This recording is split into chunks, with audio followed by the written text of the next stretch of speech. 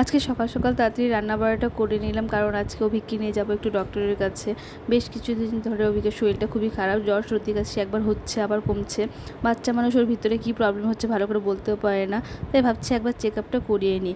ডক্টরের কাছে অ্যাপয়েন্টমেন্ট নিয়েছি, 12:30টায় যেতে বলেছে, তাই তাড়াতাড়ি করে রান্নাবাড়িটা সেরে নিলাম।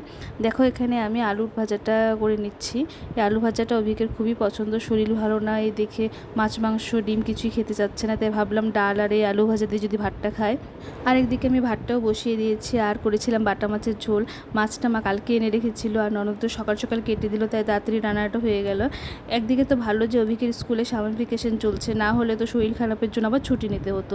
এই দেখো দিদির পাশে কেমনভাবে শুয়ে আছে, যে ছেলে সারাদিন হুড়ুহুড়ি করে দিদির পিছনে লেগেই থাকে, এক সেকেন্ডও শান্ত হয়ে বসে না, সেই ছেলে দেখো শুয়ে আছে। তো দেখো এখানে আমার রান্নাবাড়া একদম কমপ্লিট।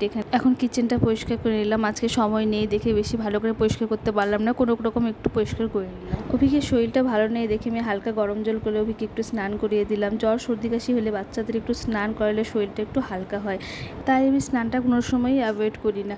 অভিককে আমি ডেইলি স্নান করাই, এমনি দিন তো অভিক একাই স্নান করে রেডি হয়ে যায়, আজকে শরীরটা ভালো নেই দেখে বললাম আমি করিয়ে দিই, তবুও বলছে থাক লাগবে না, আমি একা একাই করে নেবো। এমনিতে তো অভি খুবই পাতলা, তার উপরে শরীর খারাপ হওয়ায় যেন আরও পাতলা হয়ে গেছে। ওর শরীরে তেল লাগাচ্ছি না, ওর হাড্ডিতে তেল লাগাচ্ছি কিছুই বুঝতে পারছি না। ওর শরীরটা প্রচণ্ড ড্রাই, তাই আমার গরমের দিনে ওকে অলিভ অয়েল লাগাতে হয়, না হলে কেমন জানি সাদা সাদা হয়ে যায় পুরো শরীরটা। তেল ক্রিম লাগানো হয়ে গেলে গেঞ্জি প্যান্ট পরিয়ে ওকে ফুল রেডি করিয়ে দিলাম।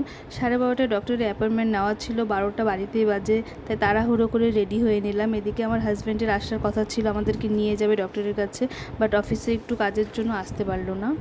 একা একা যেতে ভালো লাগে না, তাই ননদকে বললাম আমার সাথে একটু যেতে। এদিকে আকাশের অবস্থা খুবই খারাপ, পুরো মেঘ করে আছে, কখন যে নামবে বৃষ্টি বলা যায় না।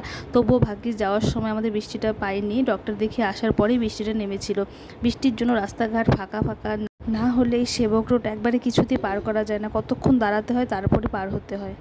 12:45 হয়ে গেছে আমাদের ডক্টরের চেম্বারে আসতে আসতে। আমি তো ভাবলাম যে লেট হয়ে গেল, বাট আমাদের লাকটা ভালো ছিল যে কোনো কিছু কারণে ডক্টরের আসতে একটু লেট হয়ে গেছে। আমরা চেম্বারে যাওয়ার পরেই ডক্টর এসেছিল।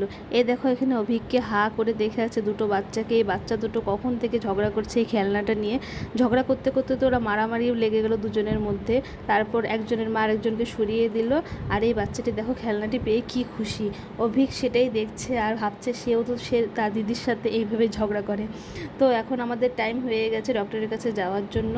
এই বাচ্চাটা বেরোলেই আমরা ঢুকবো। তো ডক্টর দেখানো হয়ে গেলে মেডিসিন নিয়ে আমরা বেরিয়ে পড়লাম বাড়ির জন্য। তো আজকের জন্য এতটুকুই, বাই বাই, দেখা হবে আবার নেক্সট মিনি ব্লগে।